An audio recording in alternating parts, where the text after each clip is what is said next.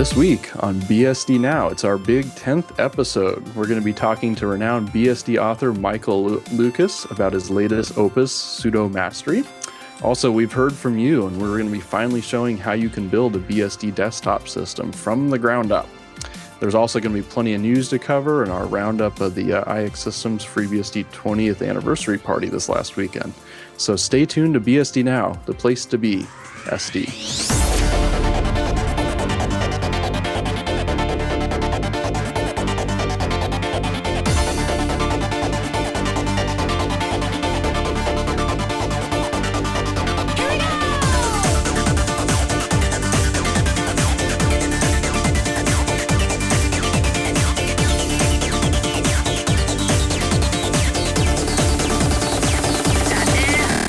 Now, episode 10, recorded November 6th, 2013.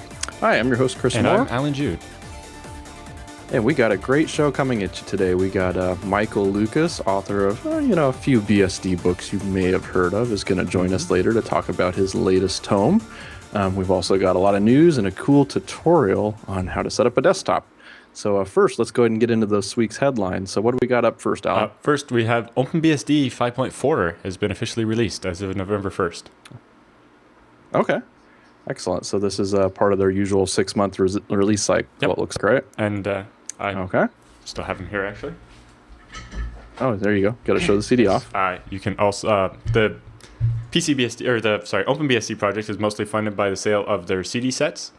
And you get all kinds of stuff, and it included a pack of stickers and all sorts of fun stuff. So if you haven't got yours yet, you can get your giant CD set with it includes music and everything. Like it's not just BSD on these CDs. I see that we need to play the song. We should see if we get permission to close with that one of these days. That would be really cool. That would be. Okay. And looks like they added support for a couple new platforms. So which ones are those? It says they have the Octeon and Beagle platforms, which are... Okay. I'm not sure about the Octeon, but the Beagle is one of those little tiny ARM-type devices. It's like the Beagle Bone type thing? They also have improved Intel DRM for the graphics, built-in Intel.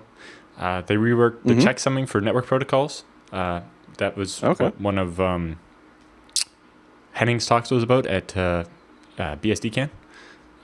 Sure. They have elliptic curve Diffie-Hellman encryption in the HTTPD. They don't have INetD on by default anymore. They have DHCP improvements. Lots of changes to Open SMTPD. And if you haven't, if you don't know much about that, you can was it episode 2 or 3? We talked about that. There. And they also include OpenSSH version 6.3 in the base system. Oh, very cool. And that's excellent. Hopefully we'll see that propagate its way out to the other BSDs here in the near future. Looks like in addition they have about 7,800 ports available now. I think, and of course, I don't know if that's their whole port tree or if that's what's on the CDs. Oh, it's on, okay. Yeah, maybe that's just on the CDs. But yeah, either way, there's still plenty of stuff to install. And as you mentioned, there's a new song, fun artwork, lots of new features. And of course, there was a very special thanks thrown out to Nick Holland and Bob Beck for the behind-the-scenes work. And after the release, they enabled experimental fuse support. So that's something to look out for if you're interested in that. Very cool. Very cool. Okay, next up in the news, we got FreeBSD has made their package.ng repos official now. So I guess this week they made those live for people to start playing with. They're built from a weekly snapshot of the port collection every Wednesday. And pretty soon they're going to start doing signed packages with a package.ng 1.2. And they, let's see, they added official... so they have i386 and AMD64 packages for FreeBSD 8.3, 8.4, 9.1, 9.2, 10, and 11.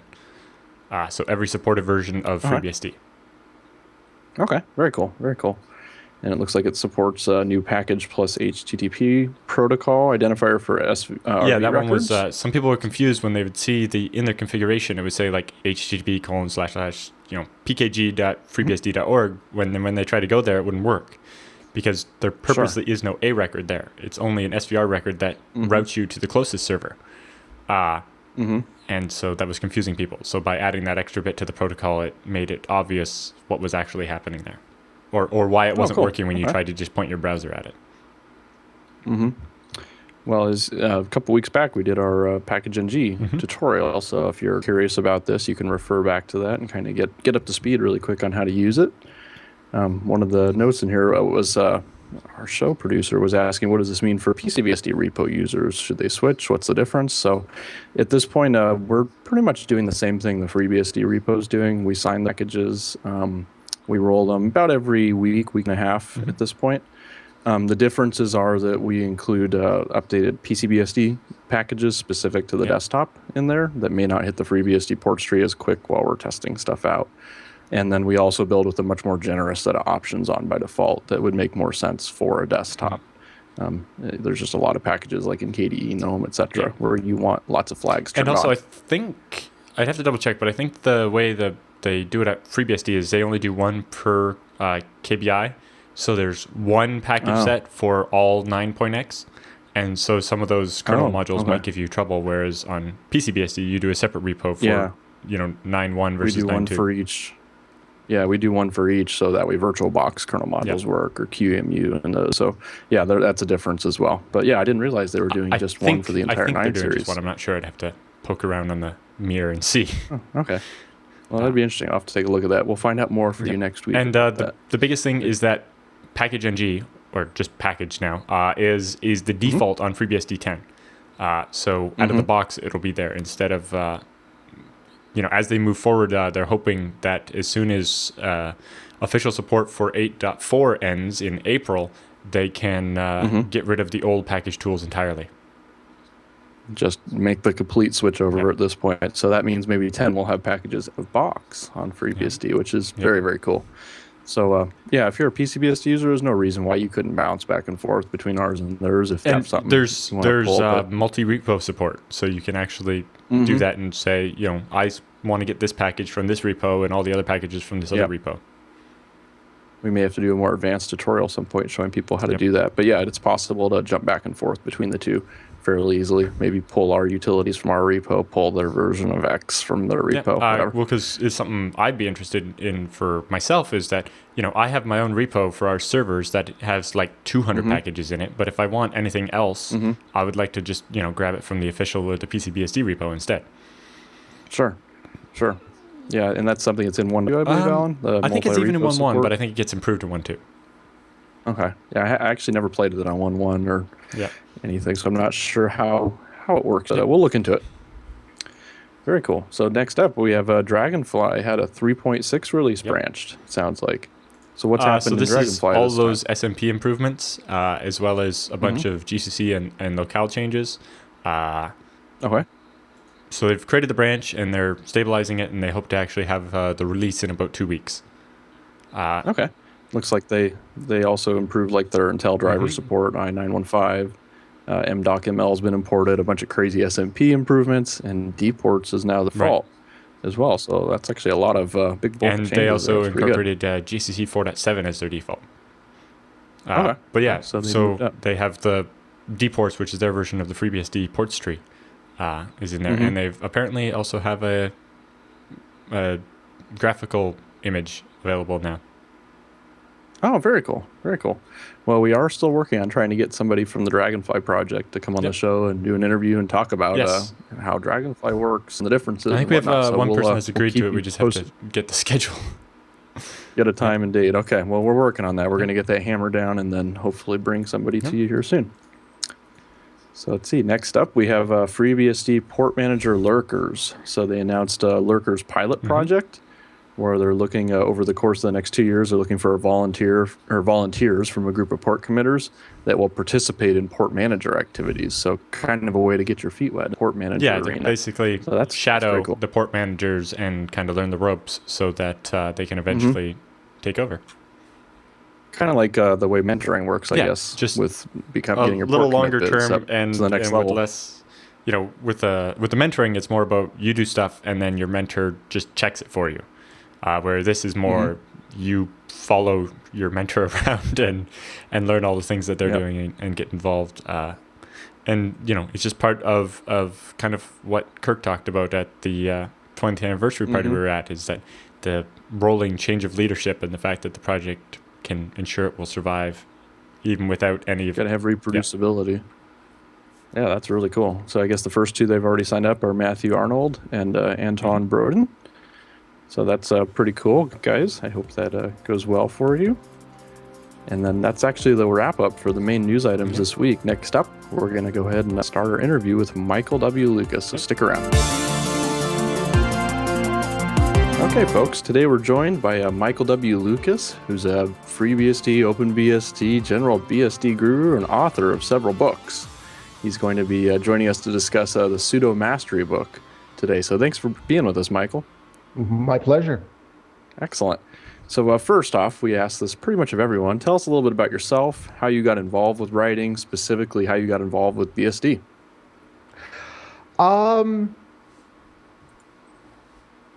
I got involved in writing. I knew when I was like 5 or 6, once I figured out that books were written by people, that's what I wanted to do. And I've just kept on ever since. How I got involved in BSD, I started work for a national backbone, internet backbone, back in 1995, which was right when the National Science Foundation had stepped off of the internet. And I got the job mainly because I'd had a shell account at the university since like 86. So I knew how to use FTP, and this meant I was qualified to run routers. Oh, the good old simple days, right? Oh, yes. Basically, to get a job working for some of these companies back then, you needed basic motor functions and a heartbeat. Yeah. Mm-hmm. So the DNS administrator quit without notice. And the owner of the company wandered through and said, "You, Lucas, you're now the DNS administrator." You were backing her up, which meant that I knew how to edit zone files. Ah. And our DNS servers keep crashing. Do something. And something was, what could I actually install? Mm-hmm. And FreeBSD 2.0 point something. Yep. And I could make the name server run. It didn't crash. What were they running originally? Oh, we had an old Sonos box. Mm-hmm. We had a Ultrix name server. And there were a couple of others that escape me now. But basically it was old crap. What do we have lying around hardware? Sure. So FreeBSD, I quickly grew to like because it did not wake me up. Yeah. My standards were really pretty low. If you let me sleep for 8 hours, I like you. Mm-hmm. Yeah, if you let me sleep for 8 hours, you're my hero. Yes. Yes. So, and I've been stuck with BSD ever since. Yeah. That's about it. Oh, very cool. So to set the record straight, is it pronounced sudo or sudo? You guys are all focusing on the wrong thing here. I know. Hey, I can ping the IRC server now. There you go. You're all worried about how to pronounce this on the second syllable when you're all pronouncing the first syllable wrong. Oh. It's su. Oh. Sudo or sudo. Yeah, I'm still going to pronounce it the old way if you don't mind. For me, it's always going to be sudo. Yep. Or sudo, sorry. Yeah, it's sudo for me. Sudo for me. It's su and you're going to do something. The official recommended, as per the FAQ pronunciation, is sudo. Okay. The fact specifically says that sudo is perfectly acceptable. Right. Oh. So find something else to argue about. Yeah. Well, There you go. well, I'm not arguing about it. I'm just people look at you funny when you say it different than them sometimes. But I remember Yes. there's a similar one for the Windows SSH client. I call it Putty because it's the opposite of Getty, but they like to call it Putty, as in the stuff you use. Yeah, you in fix walls building. with it. Yeah, exactly. Yes. Anyway, Very cool. Actually, I may use that in a second edition of the SSH book. there you go. There Is you that- go. The putty folks have no official pronunciation guide. Right. Well, they have an FAQ entry where they say that they don't have one, but the author says it this way, or something. It came up before in a TechSnap question, I think. Fair All right, enough. cool. Well, for the sake of completeness, first of all, give us a little background. What is sudo? Where does it come from? What does it do for us? Sudo is a way to run privileged commands without getting full privilege on the server. Unix-like systems have this monolithic security. One user, root, owns the system and can do absolutely everything. And the rest of us are peasants. We get little bits of access, but that's it. And default Unix really doesn't have any way to let regular users have little bits of power. And sudo lets you divide up root's power and share it among people. It was written back in the 80s, and the original authors wrote it and eventually abandoned it in the early 90s. It was forked in the late 80s and picked up by Todd Miller and some other people who have since, that fork has become the default standard sudo implementation. So it's been around a long time. Yeah. And people keep doing it wrong. So yeah, that bridges right into the next question. Why did you write this book? I wrote the book because people keep using the tool wrong and then are surprised when it doesn't work. Or, yeah, when it doesn't do what they expect. Right. Many Linux distributions, even OS X, use sudo as a way to provide access control. And they treat it kind of like magic pixie dust. You sprinkle some sudo on your system, and it's all secure, and everything's good. The problem is that Unix software grows features, and some of those features are very trivially used to break through and get full root access. And a lot of the tutorials out there strongly recommend practices that will let you break through sudo restrictions. Sudo can be used safely. You may not want to do a huge, complicated project with it, but if you want to have a few groups that do limited things, for example, a web server team that needs access to restart the web server, and a database team that needs access to run the database software, you can do that very easily and safely. The catch is you can't follow most of the tutorials. Yes. Sure.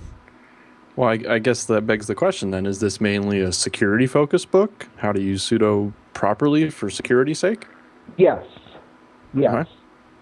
The idea of the book is here's how to not let people abuse your system. As a systems administrator and as I've been responsible for large groups of sysadmins before, and I've also been one of a large group of sysadmins. I'm in Detroit, I've worked for a bunch of companies in a bunch of different roles, and I've had more than one case where I've had to give people access for a critical function and wanted to do that safely. And I've also had cases where I just want to do my little job, whatever that is, without bothering the people who are supposed to be in charge of the whole system. Right. And Sudo lets you do both. So yes, it's security, it's about access control, it's about keeping your systems up, letting people do their job, and accountability. Right. Sometimes you cannot keep people from doing damage to a system, but you can know who it was, when they did it, and how they did it. Right. So when you can point at whose fault it was, it's a lot better than, Yes.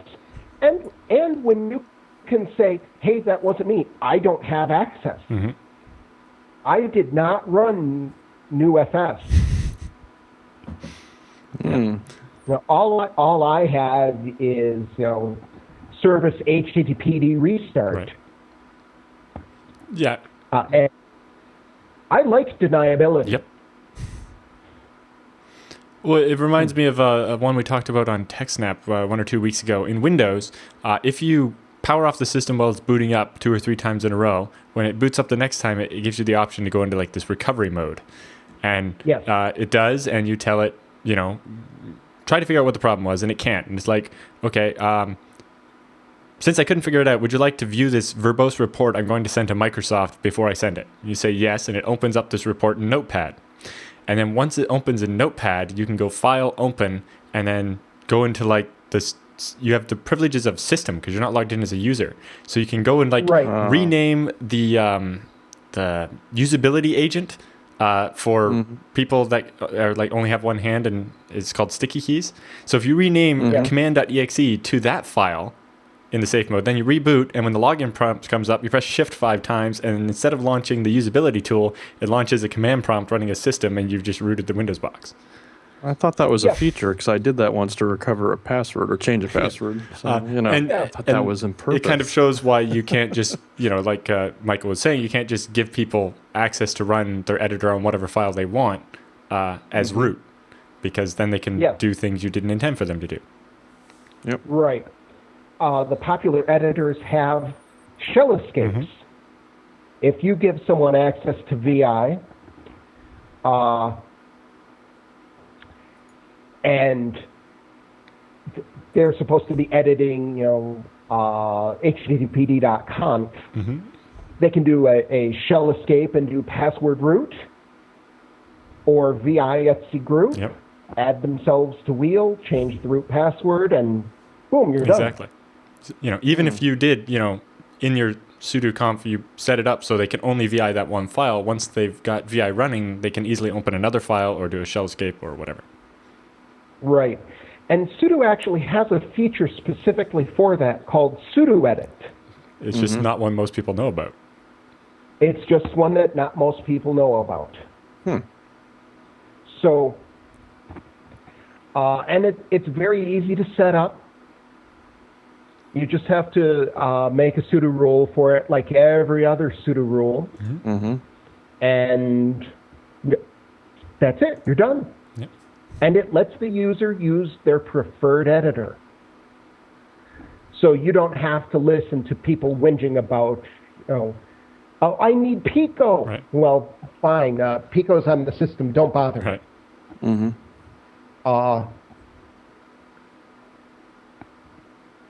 So, yes, there are ways to restrict text editors. There are ways to restrict just about everything. Right. So what's something interesting you learned about sudo while writing the book that you didn't know before? Sudo can do intrusion detection. Oh. It can actually check the hash of the file that it's trying to execute. And if the checksum doesn't match, it won't run the command. Ah, that's interesting. That's really cool. Yes, it is. One of the common tricks that people would use, I did this at more than one employer when I was forced to back up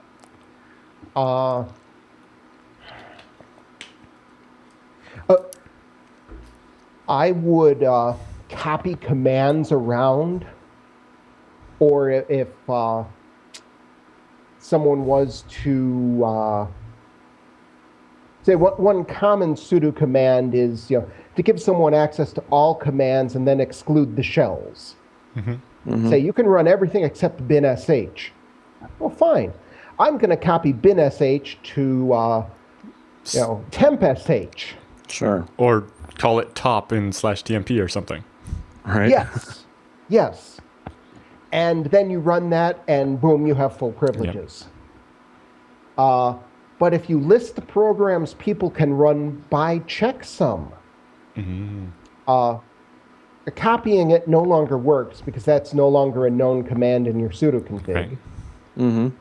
And if you try something clever like I'm going to copy a binsh to top, well, it won't run because the checksum doesn't match.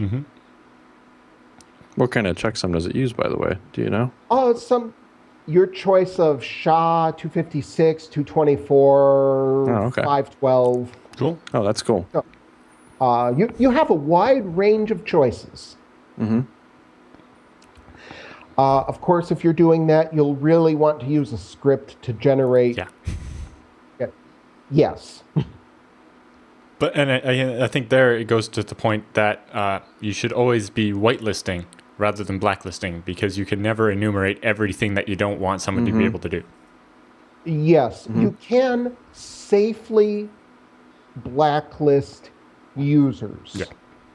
If you want to say everybody in wheel except this guy, who we don't like, you're okay with that. Right. If you want to say all of the machines except this one, you can do that too. But you cannot blacklist commands. Yeah. It's kind of like the change in firewalls over the last 15 years. Back in the early 90s, if you had a firewall on your network, you blocked a few ports that you knew were bad, and you let the rest through. These days, that will turn you into a spam bot faster than anything. So... Makes sense. Yep. So, Michael, what are some other BSD books you've written, just to give folks a little bit of background on your history? Well, let me see here. Can you pull them off the shelf? I got one here. I wrote this one. That's the one I'm holding up. Okay, I wrote this one. Yes, we'll talk about that one in a minute. I wrote that one.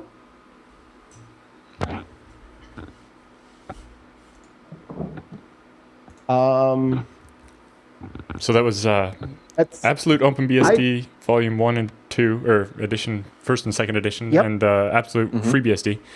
So just some people only listen to audio. Yes. And I did not write this book, but I highly recommend it to everyone, network, sysadmin, whatever you do. That's Chris Sanders' Practical Packet Analysis, second edition.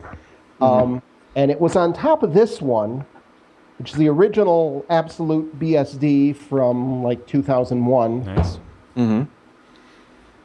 So, that. Yeah. And then there was another one you did about flow analysis or something, not specific to BSD, but... Yes, network flow analysis. That's on my Kindle somewhere. There's one of my reviews on Amazon came from a guy who had used the Kindle reading feature and actually listened to the NetFlow output 132 columns wide and several lines long. Listened to that being read Wow. aloud. I have some insane readers. Yeah. And I also did a book on PGP years ago, and a book, I've done a couple editions of a Cisco book. And then more recently, you've done a bunch, right? Yeah, I've done SSH, I did DNSSEC, and Sudo is the new one. So, some have gone over better than others, but that's okay. So what would you say makes a good tech book? Actually, this is something I've been trying to change for a while. There are a lot of tech books out there that are really hard to read. That the information is accurate. And people read these books because they need the information.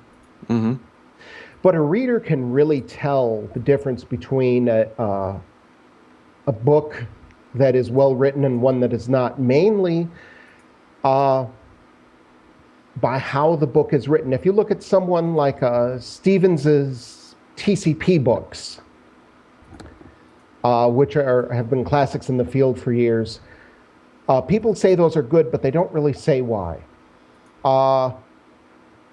What makes a tech book good, in my opinion, is showing how what's in it is relevant to the reader.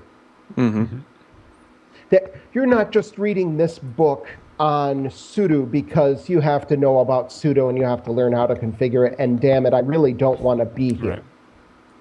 You have to include things that say this is useful and relevant in your real life. This is how it impacts people. I was just reading Richard Baitlick's new book, The Essentials of Network Security Monitoring, The Practice of Network Security Monitoring. A wonderful book, but he does a really good job of saying, this is what happens, this is how it impacts people, this is how you work with the people, and you've gathered this information, and here is how you use it.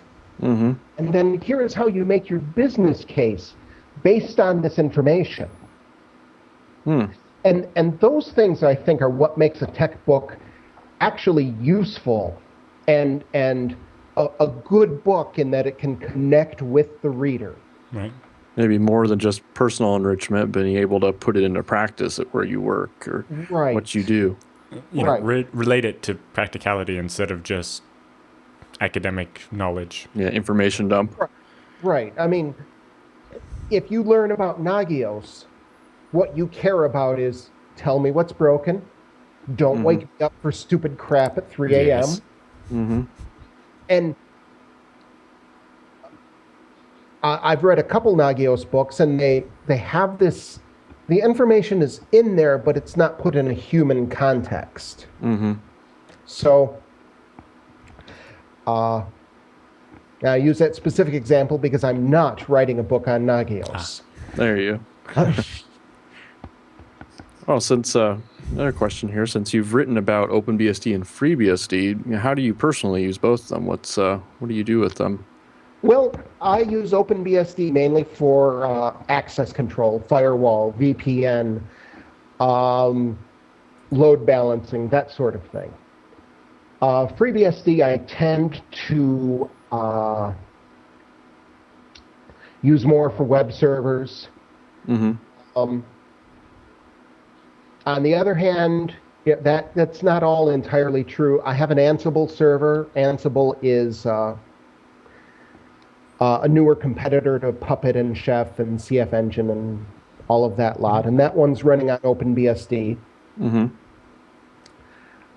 My desktop is OpenBSD. I've finished the OpenBSD book.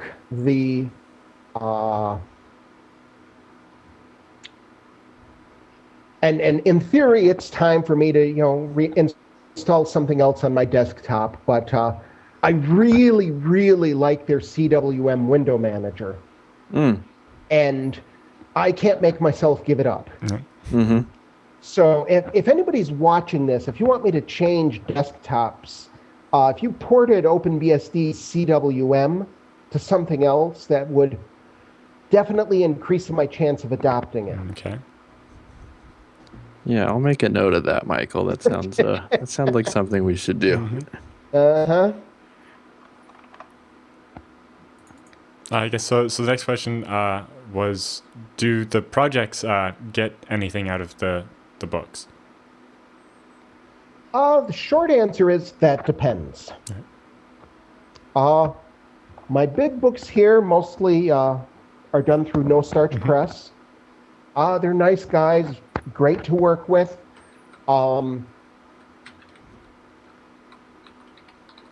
They are, however, a large company. Right. They do sponsor conferences such now and then. My royalties from those books are not as large as you might think. Right. I mean, so do I send cash directly from those? No. Now, the books I publish on my own, depending on how well they do, I try to send some money back. For example, here's a couple. The SSH book.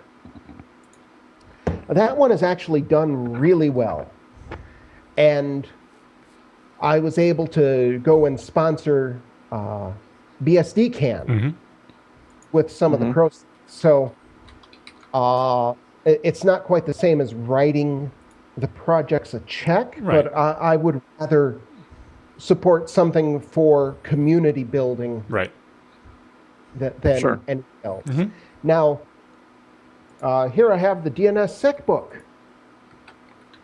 This book has been critically praised. The people who have bought it have loved it. The people who attended the course thought it was good.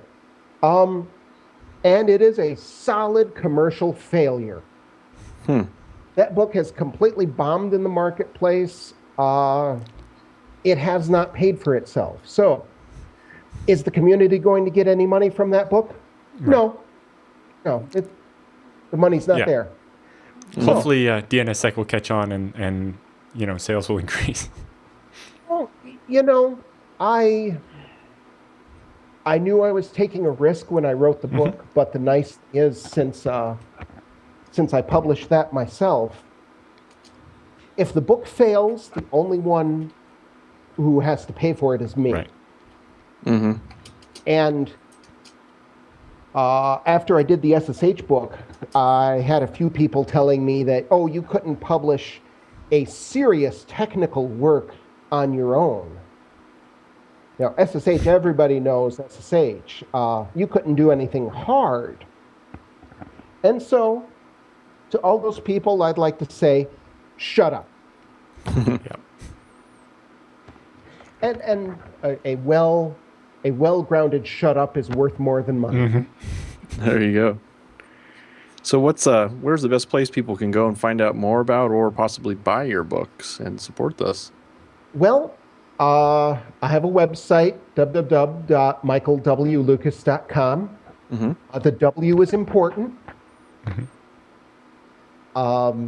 because the michaellucas.com is actually owned by a actor who is very well known in the field of gay porn. Oh, great. So yes, the W is important. I have a section there for all of my nonfiction books, links to all of the physical distributors who carry it. I have,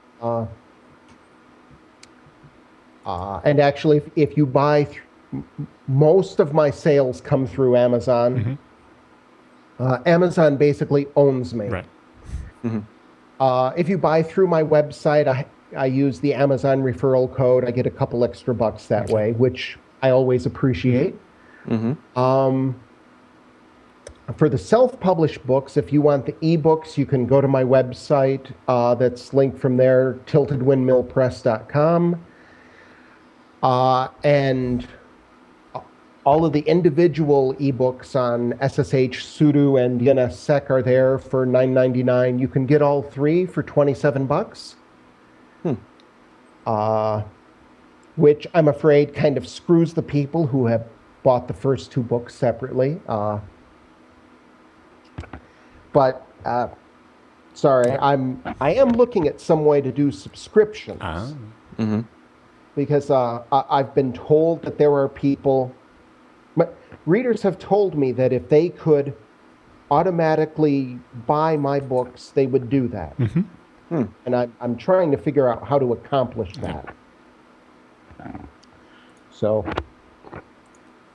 do you have a preference for which way people buy the books? I know some authors prefer people buy them direct, or some people like Amazon because it gives them bigger numbers and reviews and stuff. Or well, the things. If you want to buy one of my No Starch books, if you buy it direct from No Starch, and use the coupon code I love Michael. I did not create that, but that's and that's love with a U, ILUV, Michael. I get a couple extra bucks off of that. You get the physical and ebook, and you get a 30% discount, I think it is. Okay.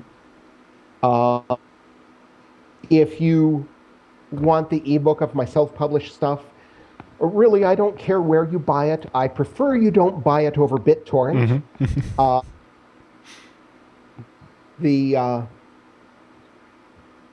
I do have a mortgage, and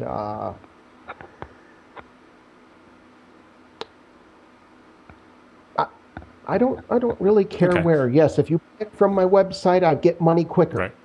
Well, if you buy it from Amazon, sales numbers change. Right. Yeah. Well, that's what some authors are saying. You buy it off Amazon because then my numbers are bigger, and if I do another book with the publisher, then I get a bigger advance or whatever.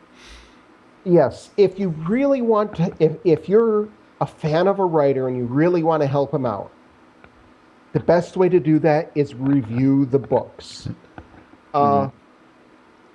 Reviews on Amazon drive sales. Amazon actually has magic numbers of reviews. If you get 6 reviews, it is possible for your book to appear in the people who bought this book also bought listings, which help. And then 18 or 19 reviews is another category. If you can get 35 reviews, you get kicked into the top tier. So a couple sentences of reviews helps out your favorite author. So, okay. The where you buy the book is not as important as who you tell about it. There you go. That sounds like the right answer. So we saw on Twitter the other night that you're going to be giving an OpenBSD for Linux users talk at a user group. Yes. I ran into... I was a guest of honor at Penguicon here in Detroit, which is a all things geeky conference. It was actually the best run conference I'd ever been at. They actually... I guess you missed VBSD Con. It was very well run as well. Yes. Well, when I walked in, they got me a hotel room. There was this box, which was actually full of little toys and a pocket watch and set of gaming dice. They arranged to have a extra large fresh baked chocolate chip cookie left in my room for both my wife and I when I arrived, and 2 cans of Monster Energy drink. So I think the BSD conferences need to step things up for their That's students. right. I suppose. But I'll second that. I talked to a whole bunch of Linux user group people there, and offered to come talk to them about BSD, whatever, whenever we could work it out. So I did one earlier, and this is the second one, and hopefully there will be more. Was one of the earlier ones recorded? Yes, actually, I was talking about the DNSSEC book, but you can find that off my webpage. Okay. There's a webpage. You may have to look at my blog, which is linked from the webpage. But we can get the link from you after, Michael, and put it in our show notes for people to click on. Well, I'm going to try to Google Hangout the OpenBSD talk next week. Awesome. Okay. And if it works, the user group has not done it, Right. but have bandwidth, and theoretically there should not be a problem. Cool. Just like with Skype. Right.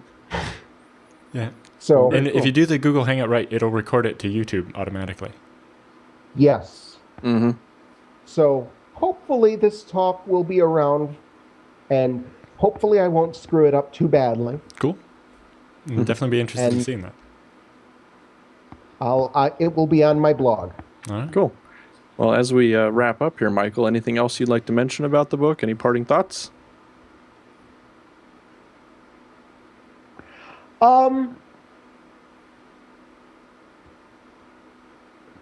I had a lot of fun writing it, actually. Well, that's good. Usually, my books all have a narrator.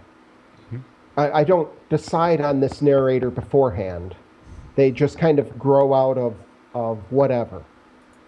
And most of them are people in charge of a system with some, minor personality flaws, like, the OpenBSD book. The sysadmin is a right bastard. The NetFlow book advocates using NetFlow data to blackmail your fellow sysadmins. And just for the record, these are not me. Right. These are characters I kind of create as I'm writing the book. Right. And I would not hire any of them. But for the Sudo book, instead of being in charge, I spent the book trying to the narrator spent the book trying to break through the Sudo restrictions and squirming around. And generally being a right pain, and the sysadmin keeps squashing him down. And that's fun and different for me to do. And I think that actually underscores the thought process you have to have when you're writing the Sudo rules. Is not necessarily think of it from the administrator's perspective, but think of it from the sneaky guy who's trying to do something he's not supposed to be allowed to. Clever user. Oh, yes. And Sudo Now, I mean, you can not only log the commands people ran, which you've all seen the email notices that say, so-and-so was not in sudoers, go cut off his hands and bury his keyboard. But you can actually log the contents of the session. Right. If somebody does sudo sh and a bunch of commands, you can go back in and look at the logs and replay that log in real time. Nice. So Sudo is getting better. Well, very cool. Thank you so much for being with us, Michael. This has been a great and informative interview. My pleasure. Anytime. Thank you very much. So for today's tutorial, we're going to be looking at building a desktop based on FreeBSD. So of course, the BSD family of operating systems are well known around the world for their stability, security, scalability, performance, and pretty much everything in the server room. But they actually make a really nice desktop as well. I have a little bit of experience with this, being the founder of the PCBSD project, which the whole goal is to provide a FreeBSD-based desktop. And it's designed for Windows and Linux users who don't really want to mess around at the command prompt to get up and surf the net and do email and just be productive. But for those of you who want to do things your own, like hacking on things, this guide's going to show you how we can do that, how we can go from nothing on a FreeBSD system and then build it up into a desktop. So the only thing you're going to need to do before reading the tutorial is have a FreeBSD CD, DVD, or USB drive ready to go. In this case, we're going to be using the FreeBSD 9.1 release, boot-only ISO, so we'll have that installed. And then we're going to boot up from disk and get going. So you want to take it away here, Alan? Yep. So the first thing we did was, on top of doing the install and getting a user, then you can make sure your internet works. So we did a ping there just to make sure we could actually reach the internet. One thing before you go far, I'll mention too, make sure your user's in the wheel group when you create it. That note's in here as well. Otherwise, you won't be able to SU to root. Yes, that's do fun stuff. I guess that's one of the big differences between your Linux and a BSD is that in BSD, in order to use SU to switch to root, you have to be in the special wheel group, which is GID 0. And that gives you a little more control, but if you're not expecting it, you end up with no user that can SU to root. Yeah, that's a little difficult. Yeah. So when you're going through the installer and it asks if you want to add a user and you say yes at the end there, it'll as you're going through the process, it'll be, is there any other groups you would like to invite this user to? And if you just type wheel, WHEEL, then you'll be good to go. And you can do other groups too. Like on PCBSD, we make an operators group, which gives the user permission to do like DVD mounting and access USB devices, things of that nature. And then we're going to do FreeBSD update, fetch, install, and that will update the system to the latest security patches. Sure. As you see, I was on FreeBSD 9.2, and I updated to P1. And you can reboot to get on that new kernel. And then port snap will update the ports tree, which is the source-based packaging system on FreeBSD. And you can use it. There's nothing magical about ports if you're not familiar. That's what we build packages out of. So you're essentially doing the build process we do. So the ports are basically a giant directory structure of make files that know how to download, checksum, extract, compile, or configure, compile, and install 25,000 different applications that you might want on your system. And the regular binary packages are just those compiled by someone else instead of you. So if you want to compile stuff yourself and tune more of the options, Portmaster is a nice little program that will help you do that. So you can update your ports tree and install that. And your make.conf will let you set variables and use Clang and set where your temporary files go and all that kind of stuff. Or in our case, we're going to use the PKG tool, which will download already compiled packages from the PCBSD repo. Mostly just because that's faster. And if you want to get the background on setting up PKG, we did a tutorial on that in the past. And just a little heads up, if you're planning on compiling your own desktop, set some time aside. Yes. There's a lot of stuff to compile, especially if you're thinking you want to do KDE or GNOME or something like that. You could be in it all weekend, just sitting there watching text scroll by as it compiles the various bits. You need a lot of free disk space as well. So if you're doing it in a VM, you're probably going to need more than 16 gigs of free space. Just to compile X and KDE. Or you can do PKG install and then list a bunch of programs, and it will do that instead. And you see, I'm going to install all of these things. Installed, that's going to take 1 megabyte of disk space, or 1 gigabyte of disk space. Yeah. Even though I fetched all these, apparently, maybe updated since then. Well, it'll tell you it's going to do it again. Then usually it'll check some of them and say, you have the cached files. We'll move on. So it's grabbing all of those little packages now and installing them. Well, that's running. I'll mention too that in the ports tree we have two ports: sysutils PCBSD-utils, and then sysutils PCBSD-utils-QT4. And what those are is the PCBSD specific packages that we've built for the desktop. So that'll include things like your wireless manager, networking, user manager, all graphical utilities, and command line versions as well. So if you're going to roll your own desktop, there's no reason you can't borrow our tools and utilities and build a desktop with them. They'll definitely make it a lot easier for you to administrate the box after you finish the installation. Yeah, being able to use a graphical tool to configure the Wi-Fi is very nice. Oh, yes. Yeah, WAPA supplicant by hand, I mean, that's a pain in the rear anytime, especially if you travel a lot. Yeah.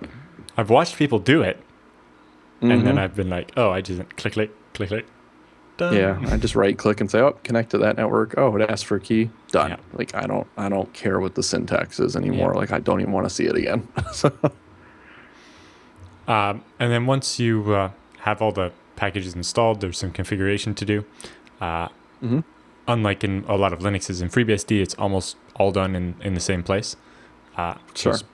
In the rc.conf, which is the main config file for all of FreeBSD, we can do things like decide whether we want send mail turned on or not, how we want to handle the FSCK when the system boots up. You can, assume yes instead of the default of assume no.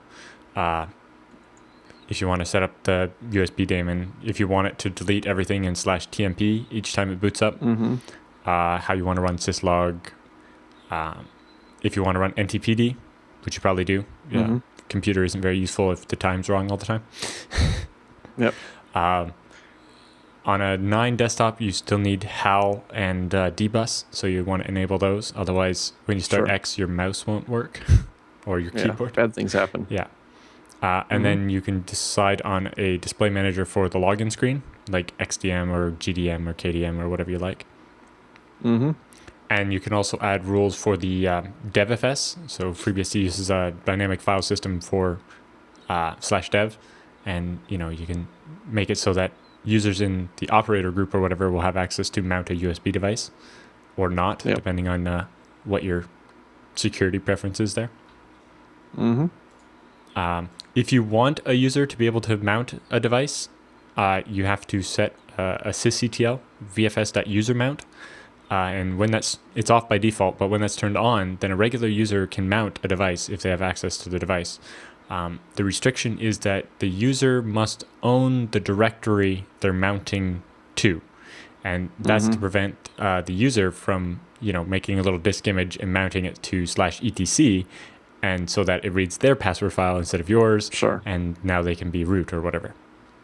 Well, when you turn that on, then now KDE's auto mounter works, and some of these other window managers auto mounters will actually detect when you pop a CD in the drive or pop a USB stick in, and you can click and it just opens up magically. It mounts everything in /media usually. You can also configure periodic.conf, which goes through the daily and weekly and monthly reports and decides what to include. If you're not using IPFW, then you don't really need a list of every packet that was denied emailed to you once a day. Yeah. Well, I'm not sure if I see it in here, but one thing we did is turned off the locate database building, because on a desktop, that really sucks when you boot it up and you're like, why is this thing so slow? Yeah. It shouldn't be this slow. Every Sunday, it's running a recursive find through your entire disk. Oh, yeah. That can make a big difference on a server, too. It's like, I really don't need you to crawl through these 20 million cached JPEGs for a web server. You're just hurting everybody by doing that. Yeah. And sometimes, I had one system where it would go on for days, and I'm just like, why is it so slow? And I finally looked, I'm like, oh, it's I think I had one that was so had one that was so bad that it lasted the entire week, and then the one for the next Sunday tried to start. Yeah, that was oh no, that was something. Also, if you want to run Linux stuff, then you have to you have to enable the Linux kernel module, and also you probably set up the /proc. FreeBSD doesn't have /proc, so you need to mount the Linux. You can do linsysfs as well, and there's a few different things you'll have to start. Did you put it in the rc.conf? They have the Linux load. Linux load is bootloader.conf. Yeah, it's in the loader. Good deal. Yep. And then I guess the other big one is one of the reasons you would want to install the Linux compatibility layer is to install Flash for your browser. So once you're in the desktop environment, you can use the the Linux F10 Flash plugin. So this installs a base set of the GNU stuff from Fedora 10 and installs a Flash plugin. And then in the tutorial here, we have the commands you need to put this into the right place in the browser plugins and install the Netscape plugin wrapper so that it will show up so Firefox or whatever browser you're going to use will actually see the Flash plugin. Which people get cranky when they go to YouTube and can't watch their videos and whatnot. Because YouTube hasn't converted everything to HTML5 yet.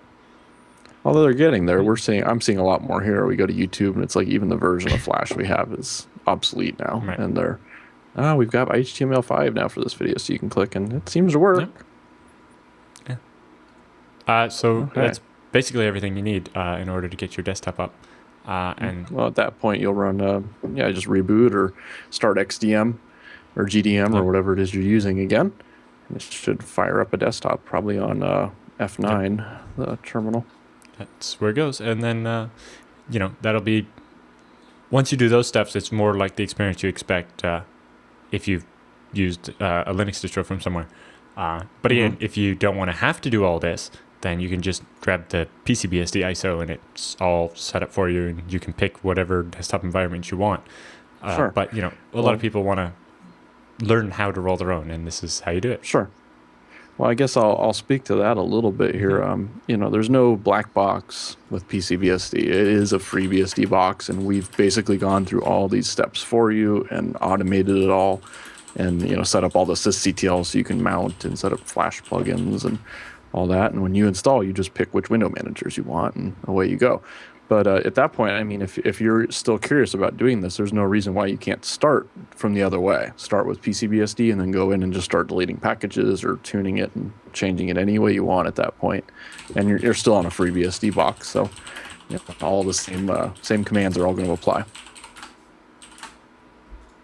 Yep.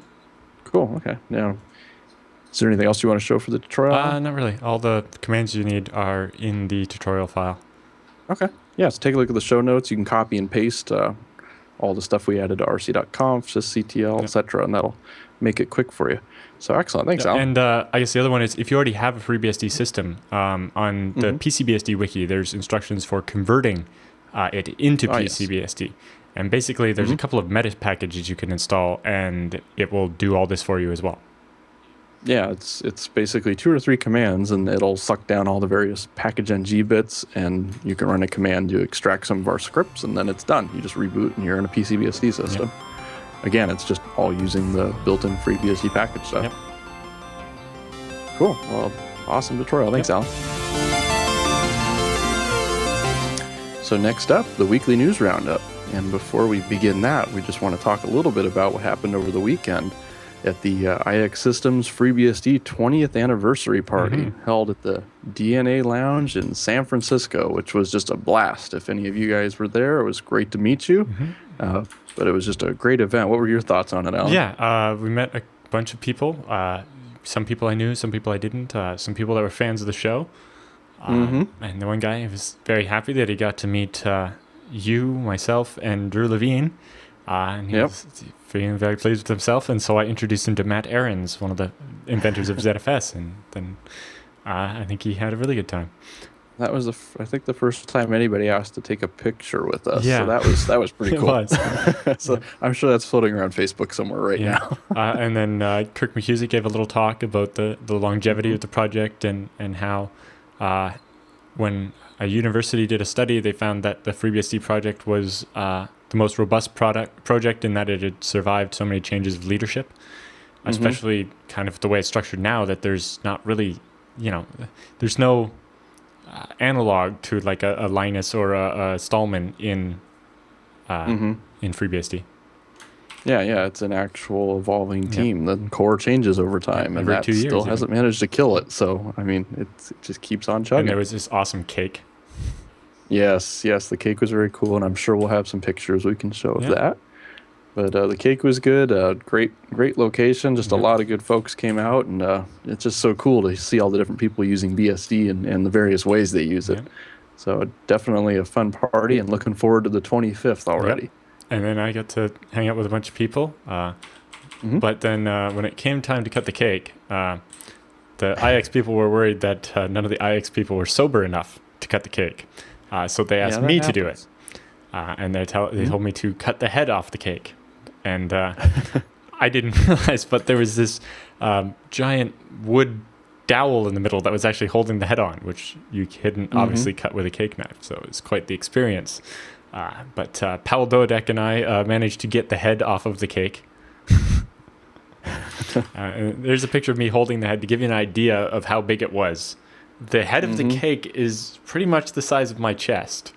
It was a large cake. Yeah, it was a very impressive cake, and I don't remember who the baker was, but props out to the baker. Whoever put that together did a fantastic job. The inside the fondant or whatever that makes up the horns, it was actually Rice Krispie treats, not cake. It was. I was like, that's good.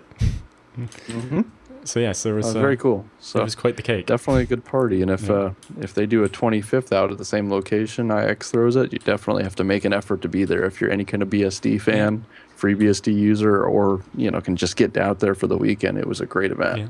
It's good to meet other users and interesting people behind the different parts of the project. Or just a room full of people wearing the blinking horns. Right, that's pretty cool. But yeah, there were people wearing T-shirts there from the 10th and 15th anniversaries, which was good as well. Very cool. Okay, well, I guess we'll go ahead and get right into the weekly news roundup now, though. But first up, we have a Capsicum in Dragonfly BSD. Yes. So I guess they don't have a security framework yet besides the traditional Unix DAC model. So they've already begun a port of Capsicum to Dragonfly now. And there's going to be a link in the show notes, and you can go through and read a lot of the technical data if you're interested in that. But it's cool to see Capsicum getting some uptake already in the other BSDs. Yep. And since Google's already worked to start porting it over to Linux as well. Very cool. So next story is the official announcement that New York BSD Con has been announced. It's going to be February 1st, 2014. It's going to be a one-day event based on a theme of the BSDs in production. So instead of the more kind of technical take, this will be more about kind of getting more people interested and involved in BSD. So this is definitely the kind of conference you want to come out to if you're not already converted to BSD. Yes, definitely. And you notice how we do that? We have one on the West Coast, one on the East. Yep. So if whichever one's closer to you, try and make an effort to at least get to one of these conferences every now and then. Just a lot of good talks and info. Yeah, and there's also going to be project exposés. So during lunch, a bunch of different little smaller projects on top of the big ones. We'll have a little table set up where you can go and learn about the project, even if if you're interested in like the BSD router project or lots of different embedded stuff. Is definitely going to be a theme there. Oh, that's very cool. Okay, next up, we have some FreeBSD news on the NewCons project. And for those who don't know what this is a project to provide a replacement for the legacy Syscon system console. Some of the driving factors behind this is, first of all, a number of improvements, but better integration with graphics modes, in other words, KMS support, and broader character set support, so that if we translate a man page, you can actually view said man page at the console, which would probably be helpful if English isn't your native language. So, of course, there's a lot more details on this project on the FreeBSD wiki, and there's some patches floating around. You can start playing with it on head, I think, in 10 as well. So definitely take a look if that's something that will interest you. And the last story is PCBSD has their next weekly digest, talking about some of the stuff they came up with, and including some interesting screenshots here. I guess I'll mention a little bit of this. So the first item on that is the PBI 10 format is pretty much ready. We've already begun accepting PBIs for the 10.0 App Cafe. So if you're a PCBSD desktop user, we're going to start filling up that software manager so you can grab all your browsers and games and whatnot. Next up, we have the PCDM login manager. This is a replacement to GDM, which has been our traditional login manager on PCBSD.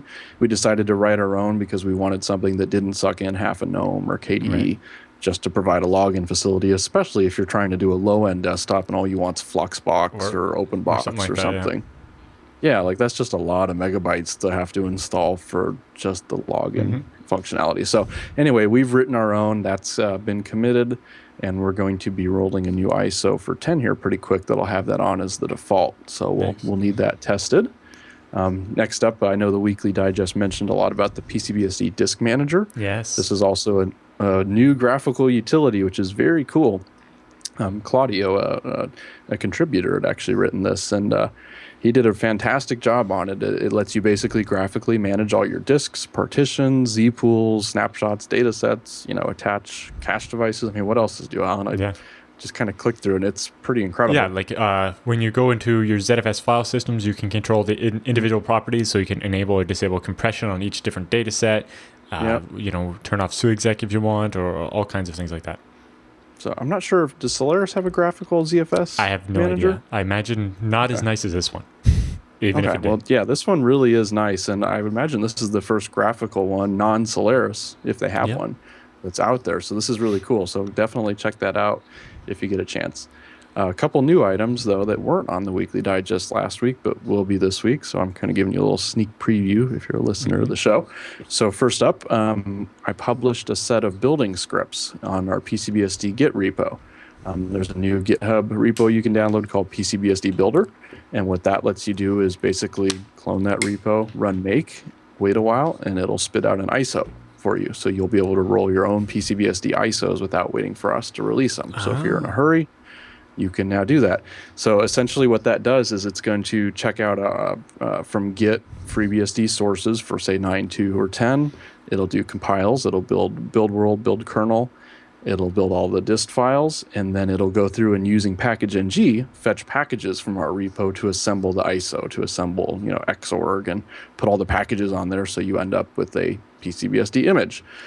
Reason we did that was the port compile was kind of the difficult part, because we have to build 10,000 plus ports to make sure everything works, and there's just so many places where that fails.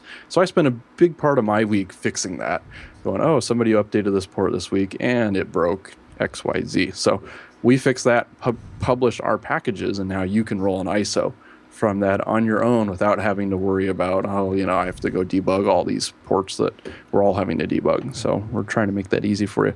It'll be a great way if you want to patch in, say, Nucons and test that on a 10 image. There's no reason you couldn't roll PCBSD with Nucons and test stuff out. So that's going to be cool. I'm looking forward to using it here too, so I can experiment with stuff without having to tie up my main build system. I like the idea of using that to keep current on my laptop, so I have Beehive. Well, that's one thing I wanted to mention. So as you know, we've typically done we follow the releases. So we have 9.2 release that's out now, and then we're doing 10 stable. But 6 months from now, 6 weeks from now, somebody's going to ask, well, why don't you have an 11 image, right? Well, I just don't have time to build one. So you can go build one now. You can always, the cool thing is it checks out a package.conf file, and you can, if you set up Podre to do your package building, which we showed in a previous tutorial, you could point it at your own repo. So you don't even have to pull our packages. If you have a custom package set with different flags, you could roll your own PCBSD desktop installer image all from your own package set and your own world sources. So, I mean, it really lets you customize everything. Nice. So that's a big one. We'll talk about that in detail in the notes at the end of the week. And one last little tidbit, we just pushed out a new 9.2 ISO image today. Okay. So mainly what this gives you is the latest packages from about last Thursday, I think. It has some updates to the installer for SSD support. It has the new text installer, so if you want to install a server with it, you don't need to boot into X at all. And the cool thing is this ISO image now is a hybrid, so it's also a USB image. You can download the one file and burn it to disk, or burn it to copy it to a USB stick, boot off it, and go. So it's going to be pretty neat. It's going to allow us to have one image to rule them all, essentially. And you'll definitely want to check that out. It has the Grub bootloader to boot the ISO. It has EFI support on there, although the EFI support in FreeBSD is still getting there, but at least it's something you can start playing with now. Yep. So anyway, sorry, I didn't mean to monopolize all that. It's the information people want. So yeah. So that's kind of where we're at. So feel free to ping me on Twitter or send me an email if you want to try any of these, especially the build scripts. I'll be happy to work with folks on that. I'm sure there's probably ways we can improve it. And it's pretty new. I mean, we just pushed this out 2 days ago. So definitely try it out and give us a ping back. Okay. So let's see. Next up, your feedback. So done with the weekly roundup. Now we're going to take some questions from you, the audience.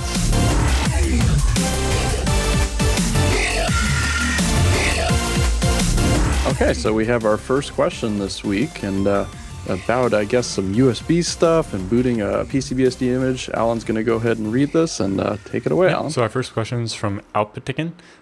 He says, thank you for the serious, no nonsense, no gossip show about BSD. And so he's got a question. He says that he was a longtime user of ZFS on a Mac before that went away, although it's actually coming back now. But anyway, he says he was trying to use FreeBSD or PCBSD on his Gazelle Pro System 76 hardware, which is like a Linux kind of hardware. Anyway, every time he tried to boot FreeBSD or PCBSD, he'd get dropped to a mount root prompt. So what's happening here is FreeBSD or PCBSD is trying to start, but when it goes to mount the root file system, it can't find the device. Usually this is caused, especially with USB devices, with them just being slow to actually be recognized. So when you're at the mount root prompt, there's only 3 valid commands, and if you just press enter, it'll reboot, which is not what you want to do, so you have to be careful. Yeah. And also, sometimes USB devices will show up at the prompt, and so they'll kind of bury the prompt in all this dmessage stuff. But anyway, when you're stuck at the mount root prompt, if you press dot, like period, and then enter, what that will do is wait 1 second for other devices to show up and then bring the prompt back. Then if you press question mark, it'll list all of the devices that are available. And if you're booting off the CD, most likely you'll see one there called like ISO 9660, which is the format, slash, and then all uppercase, FreeBSD _ install. Is that what's the PCBSD one show up as? PCBSD _ install, all uppercase. Yep. And so if you just type the name of that device there, it will boot off that instead, and should continue the boot, and you'll be able to finish your install. And you're not alone in this. I mean, I have an external USB powered DVD drive, which it works, but on some systems when you plug it in, it takes like 30 to 40 seconds to initialize. Yep. And then it shows up and you can continue booting. So that's just kind of the workaround if you need to get past that. There's also a variable you can put in when the CD is first starting and you're at the loader, when it's loading before it loads the kernel. If you escape into that, you can do kern.cam, which is the disk abstraction layer, boot delay, and I think the default's like 5 or 10 seconds. If you bump that up to 30 or 60 seconds, 30 or 40 or something, then it'll wait longer before it tries to mount the root, and that should also solve the problem. I think we set ours to 15 or 20 by default to try and prevent some of these issues, but even that maybe is not generous enough. Yeah, but if you make it 60 seconds, then that means people whose devices do show up on time are sitting there waiting for 60 seconds for no reason. They're like, did my system stop booting? What happened? Yeah. Well, cool. Well, hopefully that answered your question here. So next up, we have from Kevin. So first of all, he's got some feedback, really enjoying the show, especially the interviews. So he's a Linux user who's been using for 7+ years now and is getting a bit sick of the egomania and considering going to BSD. Very cool, by the way. So welcome. My suggestion is a small thing. Alan, if you could slow down just a touch and explain the switches a bit more thoroughly. Most of the switches were explained, but there's a few he was curious about. Although it did give him an excuse to read the show notes. Haha, maybe that was the plan all along. Yes. And go a bit more in depth. So he has a question for the three of us. What is the first BSD project that you started working on? And was there a major feature that was compelling enough to really start moving forward with your lives as BSD users and community members? Best regards from Kevin. I guess I'll go first on that, Alan. So my BSD history or story began in 1995, I want to say. And it's actually pretty similar. I've heard many other people have the same story, but I was, 15, 16, and I got a job working at a local dial-up ISP. And, typical first job, kid, high school student. They put me at a computer and say, can you answer the phone? And by the way, if you need to send email, here's a terminal. And you need to type pine to send email. And if you need to make notes of the person you're talking to, here's this thing called Pico, run that. And then so I'm at a terminal and I'm like, oh, this looks like DOS. Because, like most kids grew up on DOS and playing video games and making boot disks Yeah. and this and that in order to play X-Wing and all those fun things. But anyway, they dumped me at a prompt and said, okay, you're here 8 hours, have fun. So I started messing around, and this was back in the early days when it was really cool to write HTML and have a little homepage with, blinking text and whatnot. So that was kind of my first experience. They gave me a FreeBSD shell account and said, here, you can host your own little website. So with Pico, I started creating websites, and then I was like, oh, well, what other commands do I have? And one thing led to another, and before you knew it, I was fairly well experienced at the prompt there. But personally, I drifted away for a little while and went to college and messed around with some Linuxes. I know, right? But all of us had our curiosity phase where we installed Red Hat and did that. But man, my next job when I had to actually do some hosting, I ran some Linux servers and it just sucked. Yep. I'm sorry, man. Just the packages out of box had security holes, and we just had all kinds of problems. And I remember thinking back to the glory days of the 90s where I was running whatever early version of FreeBSD that was. But it just worked, right? So I was like, I wonder what FreeBSD is up to. And I went to the website, and lo and behold, it was still there. Okay, they have a new version. I downloaded it and just read through the handbook. Okay, I installed some ports. Before you know it, I had Apache running, and it just ran. Like I didn't touch it again. And that was good enough for me. So a few years later, I'm like, why don't we have a desktop based off of this? Because it just works. And PCBSD was born. So that was kind of my shortened story. So where'd yours start? For me, it was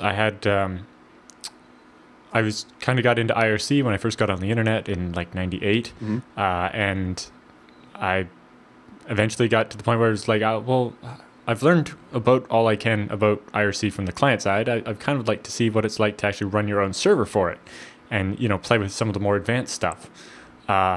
And so I went and downloaded the IRCD app, right? The server for IRC.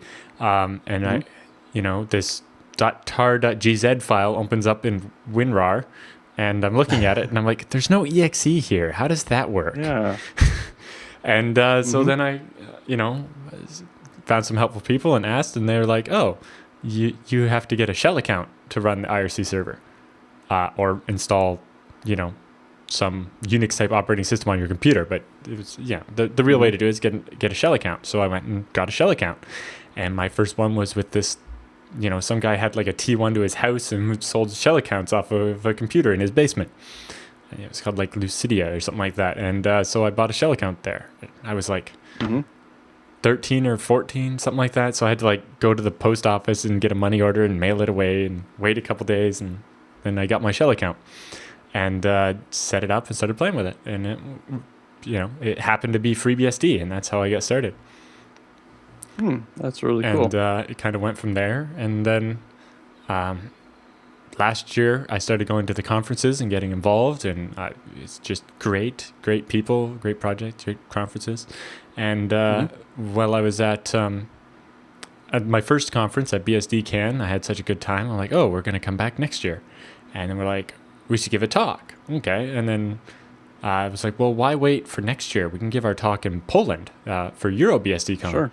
And so we did. And it was great. And that's where I met John Hickson and some other people from IX. And they twisted my arm and made me come out to meet BSD.